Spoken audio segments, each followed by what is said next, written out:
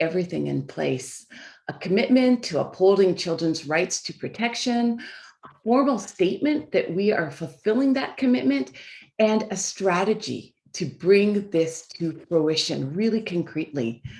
But is this actually the case? I'm going to turn things over now to my colleague Joan to talk about the reality that we have in Canada today. Thank you, Val, and thank you, Kate, for organizing this event today. So from what Val has set out here, it appears that Canada is positioned to be a leader in the global effort to end violence against children. But have we fulfilled this promise? That's the question that we're going to address in this next part of the presentation. I'm going to start with the government's claim that all children are protected from all forms of violence through the criminal code. The criminal code is divided into several sections, and one is called Protection of Persons in Authority. There are two laws in this section. One protects surgeons, and the other protects adults who are entrusted with the care of children. And that law is section 43. It reads, every school teacher, parent, or person standing in the place of a parent is justified in using force by way of correction toward a pupil or child, as the case may be, who is under his care, if the force does not exceed what is reasonable under the circumstances. I'd like to call your attention to three words in this law that are very important to understanding how it contributes to violence against children. The first word is justified.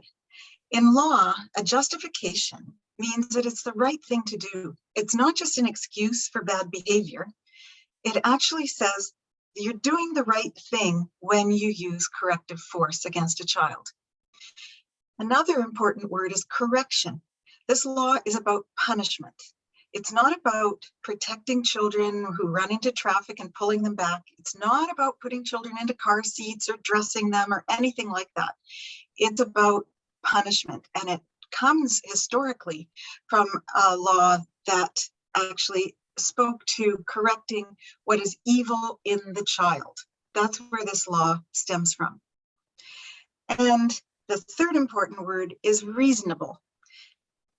Force that is considered to be reasonable under the circumstances is allowed. That word reasonable has led to many acquittals over the decades in cases where children were treated with horrific violence, whippings with cords, punching in the face, lifting children off the floor by their necks, tying them up, many breaking objects on their bodies. So in the 1990s, a constitutional challenge was initiated to demonstrate that this law violates the rights of children and to have it repealed. That challenge went all the way to the Supreme Court, and in 2004, the Supreme Court ruled that actually Section 43 does not violate the rights of children. So they thought that they could resolve this and continue to protect persons in authority by defining what reasonable corporal punishment is. The court said that correction would be considered reasonable when, first of all, it's administered by a parent. They said that teachers could no longer use corporal punishment, but they didn't take teachers out of Section 43. So this is a messy area. The second criterion for reasonableness is that the child must be between the ages of 2 and 12 inclusive. So a child whose birthday turns 2 tomorrow cannot be hit today, but they can be hit tomorrow. And they can be hit until they turn 13. The third criterion is that the child must be capable of benefiting from the correction. But the court didn't set out who these children are who benefit from being hit and hurt by their parents. We have no idea who they are, and in fact, the research has never, ever identified such a group. Fourth, the force must be of a transitory and trifling nature. But again, that was not defined. They didn't use injury as a criterion, for example. They didn't specify how much force could be applied. They didn't specify how long the pain could last. They didn't specify how long a bruise or a welt could last. There was no definition of this at all. It's completely subjective. They also specified that reasonable force could not allow the use of objects or blows or slaps to the head.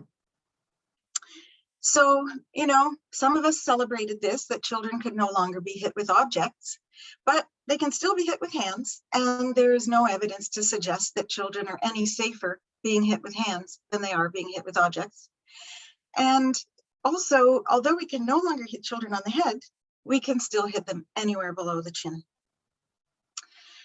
The force used must not be degrading, inhuman, or harmful. There's plenty of evidence showing that it's harmful, and Val is going to speak to that shortly. And there has never been a group identified of any human beings that experiences being hit as non-degrading. Finally, they defined reasonable force as that does not stem from the caregiver's frustration, loss of temper, or abusive personality. We don't quite know what an abusive personality is, but we do know that parents can only hit and hurt their children if they're calm, cool, and collected. And this is the law of Canada today. Thanks, Joan. We're going to talk now for a bit about why Canada's law is so problematic. This idea that corporal punishment is beneficial contradicts all scientific evidence, and it violates human rights standards. So I want to talk about these 2 points, one at a time. Let's start with the scientific evidence. Well, it might be tempting to say, I was spanked and I'm okay. The evidence overwhelmingly demonstrates that the odds were against you if you were spanked as a child. It doesn't necessarily mean you were harmed, but the risk was there. The odds were against you. In more than 100 studies, corporal punishment predicts solely negative outcomes. So let's have a look at some of these outcomes. It provides a model of aggressive problem solving. It creates resentment and hostility that can't be expressed by the child. It leads to fear of the parent rather than trust. It actually has a physical impact on brain architecture. It slows children's learning and cognitive development. It leads to mental health problems, including substance use, suicide ideation, depression, and anxiety. It conveys a message of worthlessness to the child that is carried throughout the life. It amplifies the risk of increasingly severe assault, and it increases the likelihood that the child will learn to submit to violence later in life or commit violence later in life. The evidence is absolutely overwhelming and unequivocal. Every time a caregiver hurts a child as a response to conflict, the child has also learned that hurting others is an appropriate way to respond to conflict. And so the child has lost an important opportunity to learn how to resolve conflict without violence. This is also about human rights. It might be tempting to say, I have the right to parent as I see fit, but corporal punishment violates children's most basic rights to physical security and dignity. These are rights that are protected in the Convention on the Rights of the Child, in the Universal Declaration of Human Rights, and in the Canadian Charter of Rights and Freedoms. I want to look more closely with you at the Convention on the Rights of the Child, and we're going to zoom in on General Comment 8.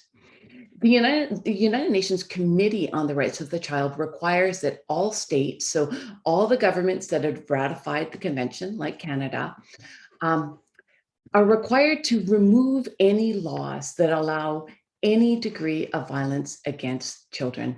Listen to this line from General Comment 8. The committee emphasizes that eliminating violent and humiliating punishment of children through law reform and other necessary measures is an immediate and unqualified obligation of states parties. It's worth noting that General Comment 8 was written to make it crystal clear that Article 19 of the CRC includes corporal punishment. Every 5 years, Canada is required to report to the Committee on the Rights of the Child to demonstrate its progress towards implementing the standards of the CRC. The CRC is the Convention on the Rights of the Child. So far, Canada has submitted 3 reports. In response to each report, the committee has said that Canada must repeal Section 43. By 2012, the committee stated that it had become gravely concerned by Canada's lack of action around Section 43. So now I'm going to turn it back to Joan. Now we're going to look at the question of where Canada stands internationally. Is Canada, relatively speaking, a leader on this issue, or are we falling behind? Well, the first interesting fact is that as of today, 62 other countries have prohibited all corporal punishment of children in all settings. That includes the home. These countries are in almost all regions of the world. 10 are in Central and South America, 35 are in Europe, and that's with the that does not include Scotland and Wales, because they're part of the UK. They don't count into the list of countries, but they have also prohibited all corporal punishment of children. 1 country in the Middle East, and that is Israel, 10 in Africa, and 6 in the Asia Pacific region. So what are these laws about? Well, the first thing to know is that they are non-punitive. They were never intended to put people in jail or to apprehend children or anything of that type.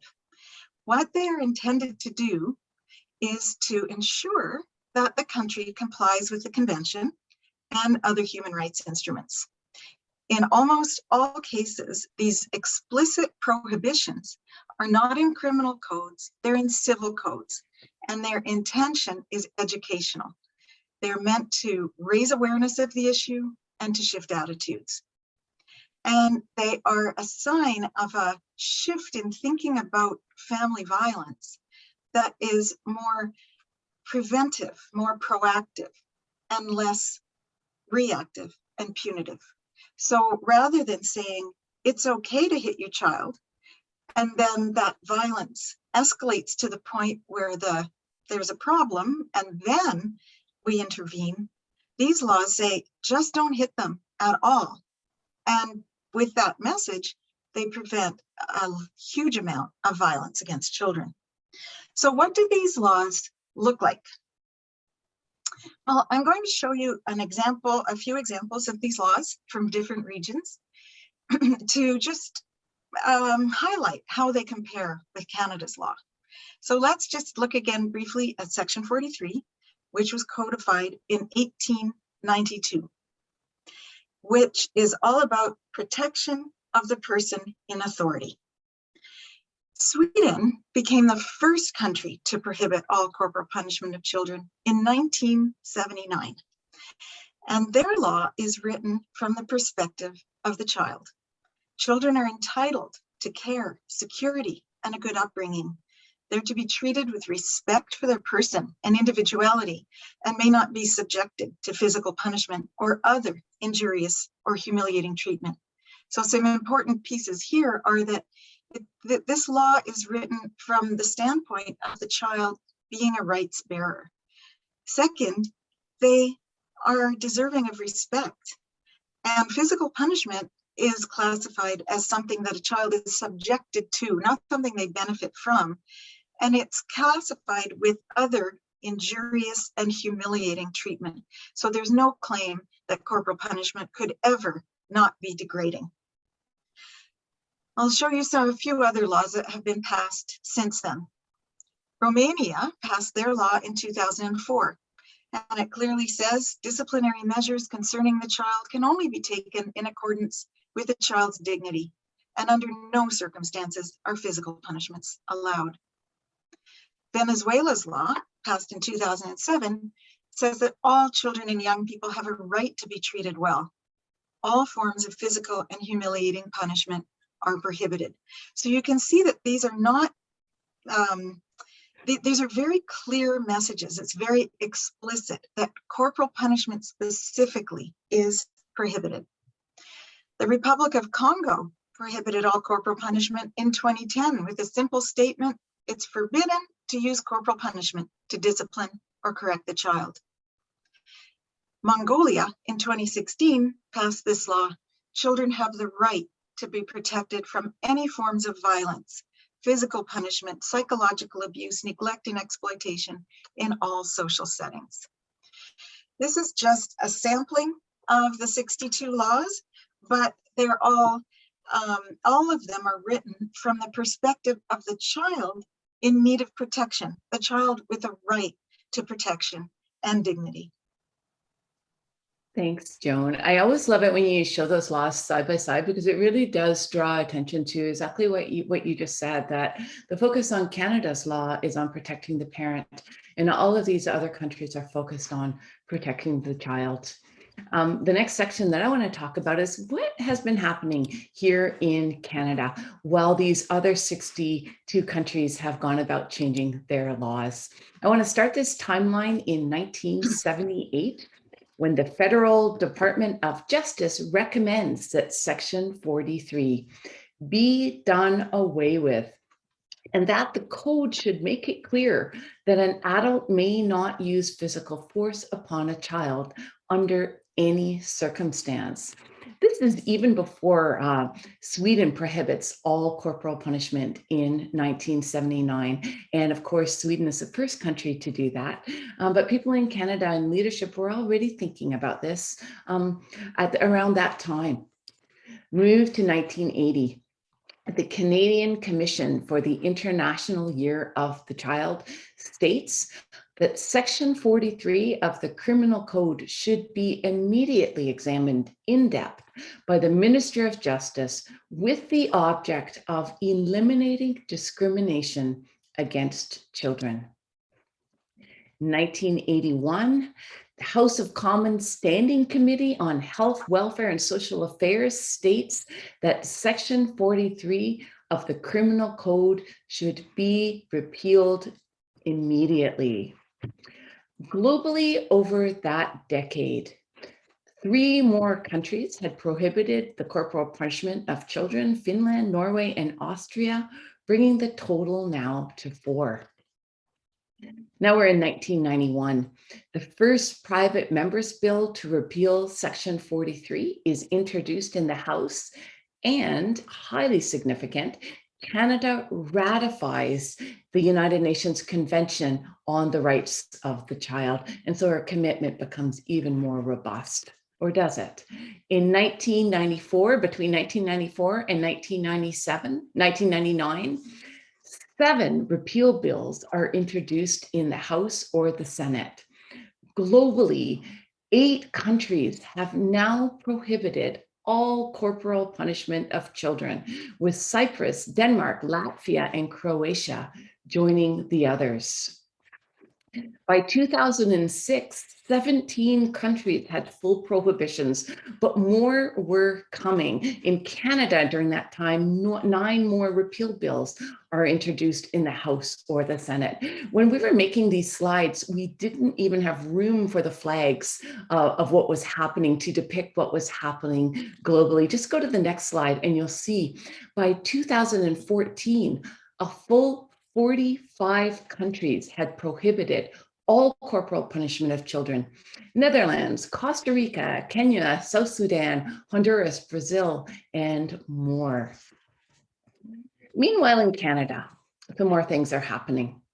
In 2015, Canada's Truth and Reconciliation Commission's 94 calls to action were issued, and the Prime Minister of Canada made a commitment to fully implement all the calls to action. Call to Action 6 is a call to the Government of Canada to repeal Section 43 of the Criminal Code. Also in 2015, Canada adopted the United Nations 2030 Agenda for Sustainable Development, which sets out 17 sustainable development goals. One of these goals is to eliminate all forms of violence against children. And one measure of success will be the elimination of corporal punishment. It's that important that it's even used as an indicator. Meanwhile, in Canada, while this is going on, Benin, Ireland, and Peru joined the list of now 48 countries that now fully prohibit all corporal punishment of children. In 2017, then Senator Murray Sinclair, who was the chair of the Truth and Reconciliation Commission from 2009 to 2015, takes this up. He reintroduces a repeal bill in the Senate. By now, 53 countries have fully prohibited all corporal punishment of children. We want to read you a little bit of the speech that the former senator made when he introduced his repeal bill. He said this: "Do we want to live in a country that does not prohibit, but only defines how we can assault children? I don't think so. Remember, we tell everyone with pride that this is a place that protects the vulnerable. We are the ones that must show leadership here, because if not us, then who?" In 2018, Senator Sinclair's bill passes second reading in the Senate. With Nepal joining, we are now at 54 countries with full prohibitions. And in 2019, Senator Sinclair's bill dies on the order paper when a federal election is called. And 4 more countries fully prohibit all corporal punishment of children, bringing the global total to 58. By 2020, 650 professional organizations across Canada have called for repeal, and 3 more countries prohibit all corporal punishment. Today, in 2021, the Republic of Korea became the 62nd country to fully prohibit corporal punishment, and still, there is no action here in Canada. Today, 62 countries have fully prohibited corporal punishment in all settings, plus Scotland and Wales. 27 more countries have committed to doing so. Canada is not on either list. So why is it so hard to change the law in Canada? And I'm going to turn this back to Joe to share some ideas about this. Thanks, Val. We've identified 3 barriers that we think have been key in creating obstacles to repealing Section 43 in Canada. One of them is the belief that we can end corporal punishment through public education, that we don't have to bring down the hard, tough arm of the law, that we can do this gently through public education. Actually, that is not borne out in the evidence.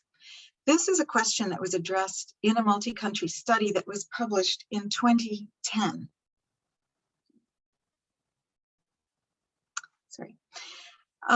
These researchers compared 5 countries that varied on whether they had prohibited physical punishment and whether they had done public education. The countries were Sweden, Germany, Austria, Spain, and France. So at the time of the study, which was 2007, Sweden and Germany had prohibited physical punishment and implemented public education campaigns. Austria had a prohibition, but no public education. Spain had done public education, but had not prohibited. And France had done neither. In each of these countries, The researchers interviewed a random sample of 1,000 parents about their attitudes and behaviors. I'm going to show you just one of their findings, but it's important to know that virtually all of their findings showed the same pattern. So I'll show you the percentage of parents who reported using physical punishment in each of these countries. First are the countries with prohibition and public education. And you can see that the percentage of parents who report using physical punishment was very low in those countries. The next is a country with only prohibition that had not implemented public education. The percentage is somewhat higher, but not by much. In the country that had only public education, but no law reform, the percentage of parents using physical punishment was much higher, 5 times higher than in the country with both. And in the country with neither prohibition nor public education, the percentage was very high. Virtually all parents were using physical punishment. So what this demonstrates, not just this one graph by itself, but virtually all of their findings on attitudes and beliefs and all kinds of measures of change, all showing the same pattern, is that prohibition is extremely important in this process. It's absolutely true that public education and parent support are essential to changing attitudes, norms, and behavior. And I spend a great deal of my time doing that very thing. But those changes cannot be fully achieved if the law contradicts them. A fundamental principle of effective public education is clear and consistent messaging. It's very difficult for caregivers to change their behavior when the expectations are unclear and, in fact, in our case, contradictory. And I want to note that Spain and France both prohibited all corporal punishment after that study was conducted. The second barrier that we've identified that stands in the way of change in Canada is the belief that parents will be criminalized for trivial offenses. New Zealand, which had a law identical to Canada's, was also concerned about this. So when they prohibited corporal punishment in 2007, the police agreed to monitor all of their calls to what were called smacking incidents, or what we would consider, acts against a child that would not warrant police intervention, but really parent support. So every 6 months, they recorded the number of such calls that they attended and the number that were prosecuted from 2007, when the ban was passed, until 2012. And I'll show you what they found. So the black line shows the number of smacking calls that police attended over those 5 years. So it never exceeded 25 in the entire country of New Zealand. The red line shows the number of cases that were prosecuted. And the highest number in any year was 3. And all the rest of the periods were 0 or 1. And those cases that were prosecuted ended up being more severe than just smacking.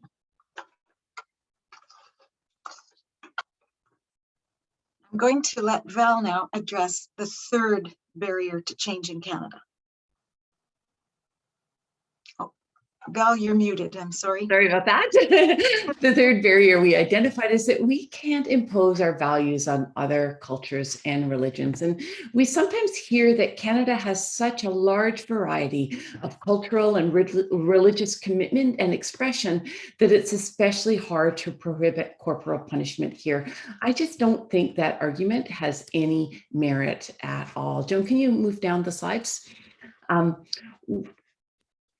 We see that around the globe, countries that reflect all the major world religions have found ways to protect children from corporal punishment. And so that we have a multicultural and multi-religious population is no excuse. Countries that are primarily Islamic, Roman Catholic, Buddhist, Jewish, Christian have all found ways to do this in their own contexts. In fact, religious leaders around the world are champions in terms of prohibiting corporal punishment. One example of this is from 2006, when a diverse group of religious leaders from around the world came together in Kyoto, Japan, to develop what is now called the Kyoto Declaration. They state, "We call upon our governments to adopt legislation to prohibit all forms of violence against children, including corporal punishment." And remember, these are imams and rabbis and priests and ministers and people from all different religious commitments. And they state, "Our religious communities are ready to serve as monitors of implementation, making use of national and international bodies to maintain accountability." Now, we are not naive.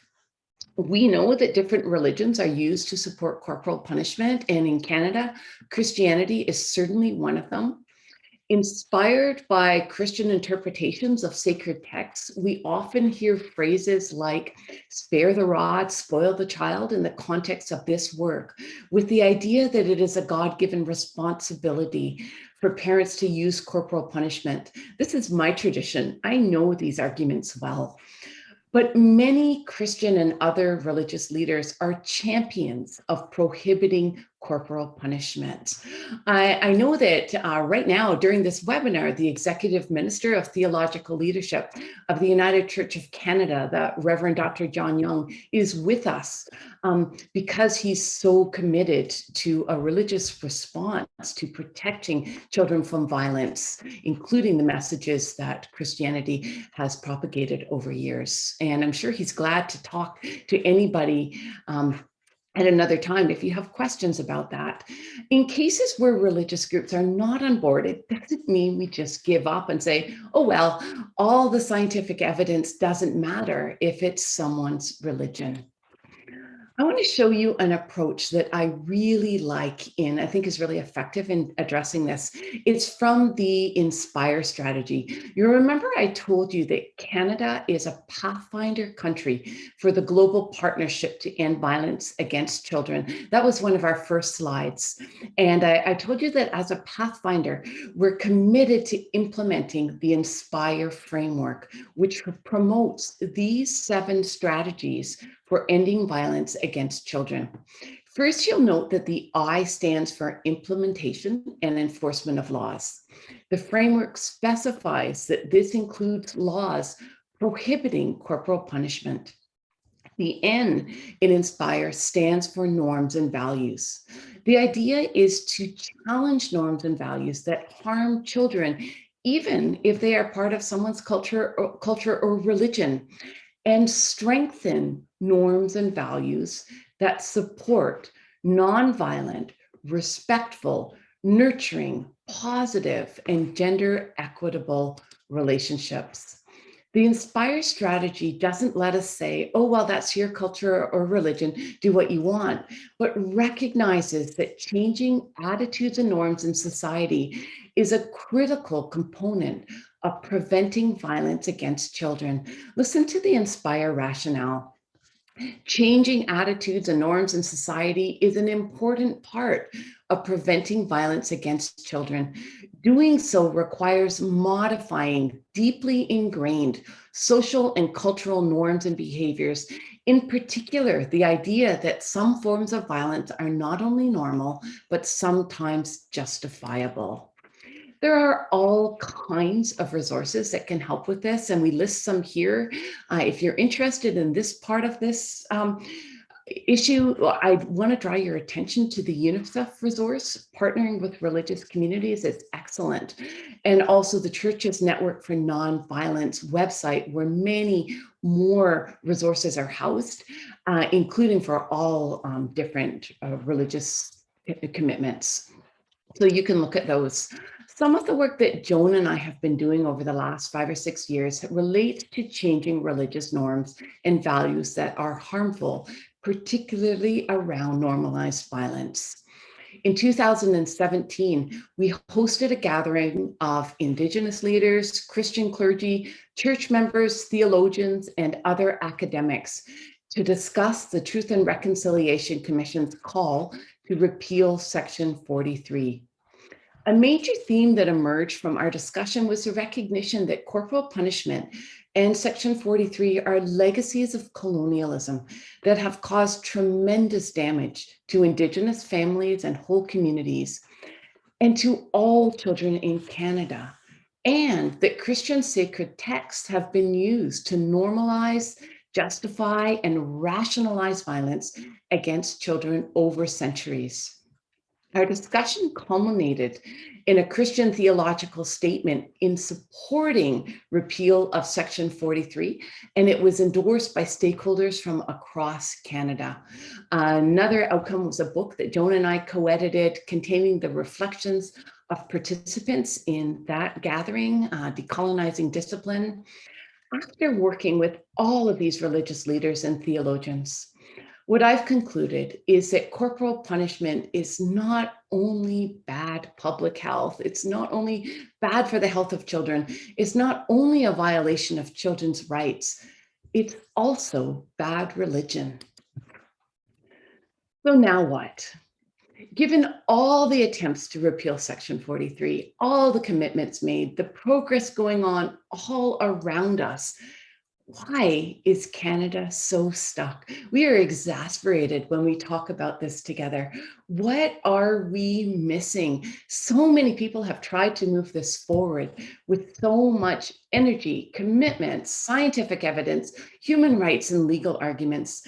We are exasperated, and we thought with this opportunity, knowing that there are some really thoughtful people here with us at this webinar, who are really strategically positioned in different places in Canadian society, we thought you might have some really good ideas about what's missing and how we can move this forward, what we can do and what others can do to support the government to make this change.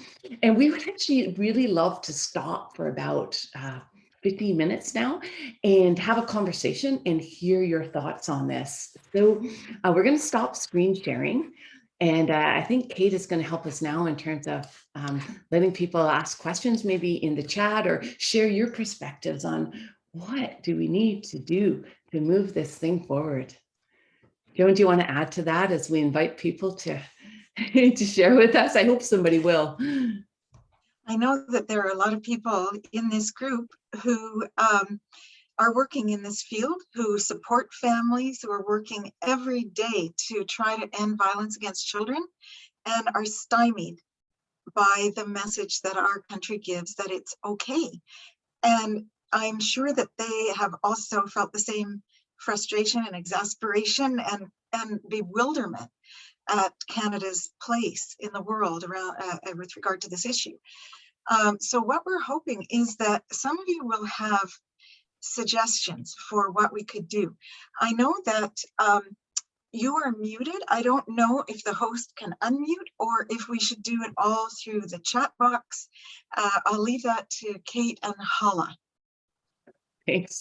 And we should tell them if they don't ask questions, they're going to listen to us talk about our exasperation for a few minutes. Right. Everyone, you can also put your hand up if you want, and we can unmute you, or as Hala says, you can write your question in the chat. And I just want to note that we've put a few links in there that Joan and Val referred to as well, so you should be able to click on those links at your leisure. And I believe I'll tell you more about those in a bit. Yeah. Oh, sure. And we do have a question from Ruth Miller. Have you met with the Minister of Justice or asked for a meeting?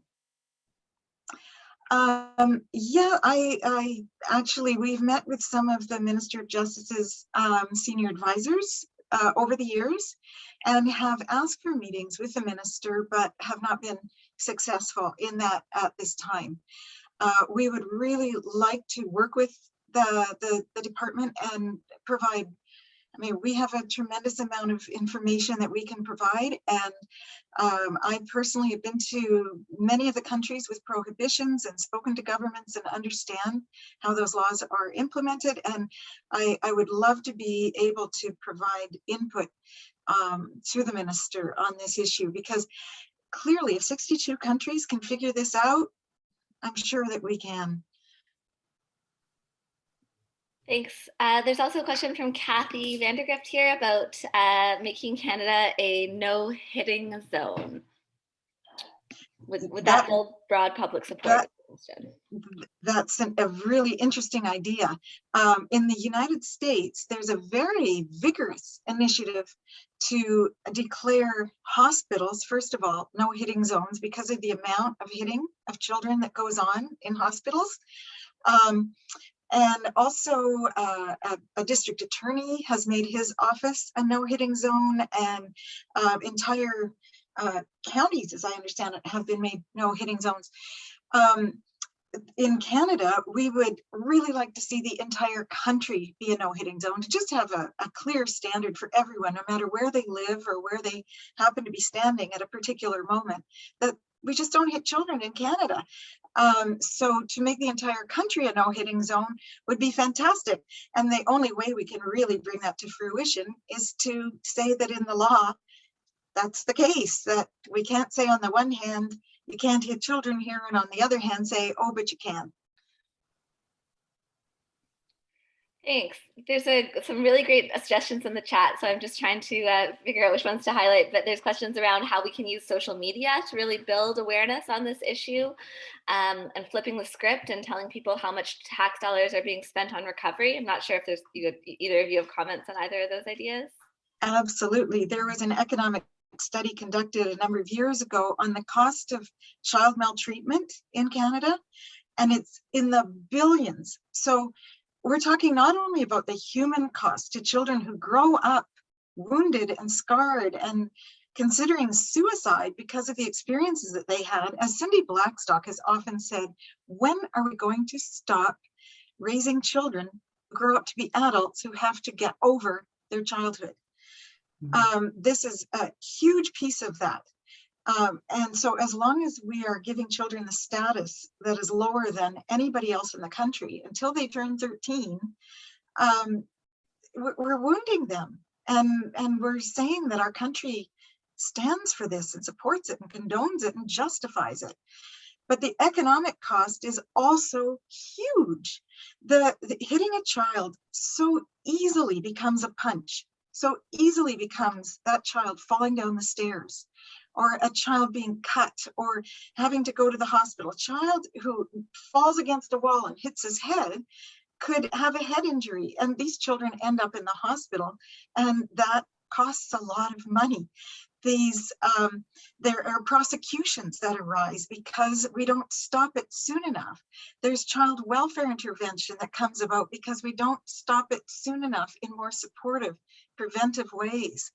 The costs are immense, and because we keep thinking about hitting children as something that's just part of what you do to raise a child, and we should really think first about these adults, as opposed to all the harm that we're not only allowing but sanctioning. We could save a lot of money if that's our only interest, but much more importantly, we can help children learn how to resolve conflict without hurting other people. If we truly want to end gender-based violence in Canada, we have to raise girls who are not taught to submit to violence and boys who are not taught to inflict it. This is key to ending gender-based violence in Canada. If we want to end bullying, we have to teach children how to interact respectfully with people weaker than themselves. If we want to stop gang violence, we have to create homes where children feel they belong, where they feel loved and respected and accepted, not afraid, so that they seek out other places where they feel accepted. This is the key. This is the key to ending violence. It's the key to building peace in societies. And we keep sweeping it under the rug. We have to finally confront it as the massively important symbol that it is of how we think about children and how we think they should be raised as citizens of our country.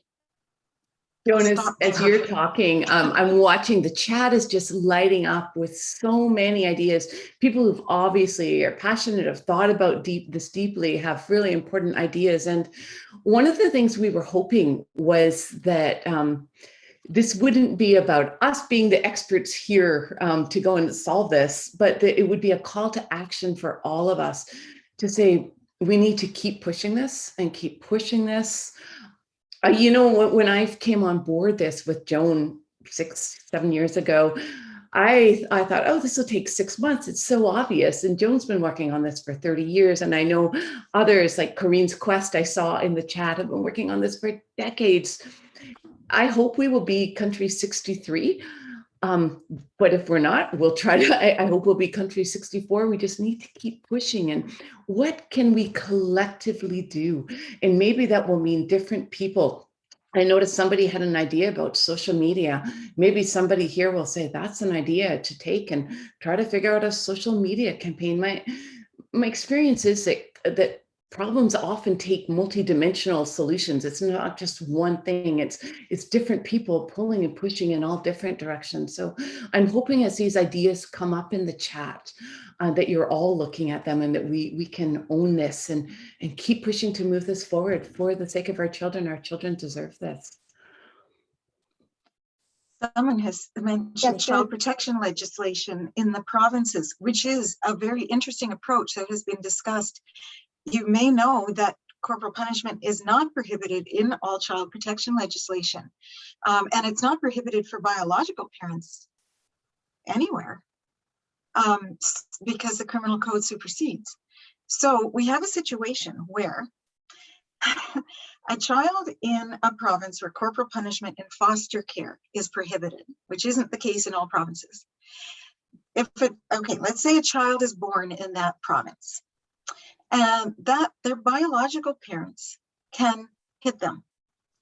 If that hitting escalates to a point where they are put into foster care, the foster parents cannot hit them. If that child is subsequently returned or adopted, those new parents can start hitting them again. That's the kind of situation we have in Canada. That's how non-rights-based our approach to this issue is. We seem to think that telling biological parents that they can't hit children is some hugely frightening concept. But all of these countries, the whole world is shifting so fast and we're being left behind, and it's becoming an embarrassment on the world stage to not have done this. I also want to point out that in those 62 countries that have prohibitions, they already repealed their criminal defenses long ago. Sweden did that in 1957. Other countries never even had them.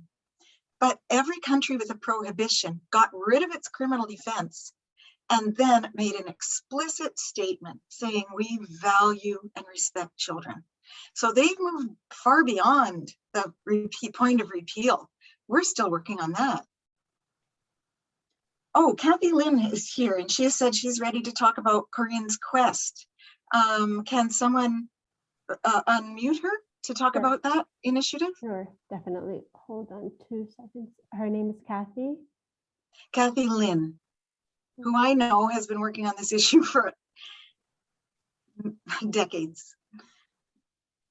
And I'll just say Corinne's Quest is named after a lawyer, Corinne Robert Shaw, who dedicated decades of her life to trying to get this change made and was at it long before I was. Sadly, she passed away before she could see her efforts come to fruition. But Kathy has picked up her mantle and has formed Corinne's Quest. Am I on? I don't think Yes, so. Oh, am I? I can't hear me. I can hear you. We can hear Yeah, you. I mean, I'm seeing all these ideas and that was a great review of everything. And you're right, Joan, I go back to the same days as you, 30 years ago, through all of the incarnations. I think the important thing is that you and Valerie and the people that are working with you have done a fabulous job on the academic side, right? The research, the reasons, without that, we can't do anything. But what we really need to do now is become advocates. We need to learn how to do marketing, how to raise hell. My member of parliament says, Kathy, you have to make more noise. You have to make a lot of noise. And that's true, we do. But I think too that I'm seeing all these ideas. I think we have to, as a group, decide on what we're going to do and do it all together. I mean, we've got all these people on this call who all represent other people, and we could probably get things happening. Now, you know, we really know that what we'd like to do is able to find resources to recruit a really good marketer, a really good advocacy person, somebody who knows how to do government advocacy, how to take on the government. I've met the Minister of Justice. Not the current one. I met Jody when she was Minister of Justice. She had no idea what I was talking about. She was hit as a kid. She did not see the problem, and we got nowhere with her. But we keep talking to people. We keep sending out news releases. We keep writing letters. We keep doing it. But you guys are right, and we're right. We're missing something that'll motivate. And I don't know what it is. It almost is as bad as if some child got really hurt and we could jump on it, but we don't want that to happen, you know? Exactly. So all I'm saying is we need to develop a marketing strategy. We have to become advocates, and I mean strong advocates, not, you know, we have to raise hell. We have to really get going on this, but we have to come up with a message that we're all using, and we have to use it all together. So there you go. Right now, what I'm doing is just writing letters, because what I do know is that nobody looks at emails, nobody answers their phones, but I think maybe a handwritten letter kind of gets people. So I just want to see us all get together and do it together with Korean's Quest and all of the other organizations and work together. So we need to build a strong coalition and speak with one voice. I saw a message from Cheryl Milne, who is the lawyer who led the constitutional challenge to Section 43 in the 1990s, and in that culminated in the Supreme Court's most unfortunate decision, which they thought was tremendously progressive at the time. She's mentioned in the chat that perhaps it's time for another challenge because so much has changed since 2004. We have a pile of research that would take a lifetime to read through. We have amazingly rigorous research. We have 62 countries. We have all these examples, all these cases. So much has changed. Maybe it's time to launch another constitutional challenge. That's another strategy. Someone has said, step away from the fear and just do it. So the suggestion is that the government is fearful for some reason, fearful of backlash. I don't know what is to be so feared. When we look at what this government has done in terms of medical assistance in dying, and what we've done in terms of rights for same-sex couples, and what we've done on many other human rights fronts, and yet this one just languishes. It boggles the mind. Mm-hmm. Someone has said we definitely have to collaborate to consolidate the message. I've been talking about ACEs because they've coalesced others across the world. Yes, I think Tracy Afifi is in this group, and she has conducted studies demonstrating that spanking, what we call spanking, that everyday little, what we consider trivial stuff, actually predicts mental health issues later in life that qualify it as an adverse childhood experience. It meets all the criteria. We need to help people understand this, that this is not just it's like we used to say about bullying. Boys will be boys, kids will be kids. Now we realize the harm that it does, that's carried throughout a child's life. We need to help people understand that this is the same thing, and that where the bullying is learned is in the home when children themselves are bullied. Can representatives from other countries write letters? good question. I think people who have experience in implementation could definitely speak to that experience. We're going to shortly tell you about some webinars coming up that I think everybody here should join. George Zimmerman, who's with the Presbyterian Church, says that he is advocating this spring on this issue, and that he, with Ron Ensom, another of our wonderful colleagues, has brought a congregation and the Ottawa Presbytery on board. And the next step will be the National Presbyterian Church. So that's an example of individuals from within communities doing advocacy that promotes change and raises awareness tremendously, and brings people to the point where they realize the importance of this issue. And we can start to dismantle all these myths that seem to stand in the way. It's really good to see some of these religious leaders stepping up too and saying, we're going to help move this. And that's been one of the encouraging things. It's marvelous. Joan, I'm noticing people are starting to say they have to leave in the Okay. chat. I'm thinking, Okay. should we finish up with our final resources? Yes. And We want to leave you with some and hopefully resources. this is not the end, but it's until we keep going. And what we would like to do is build a coalition out of this group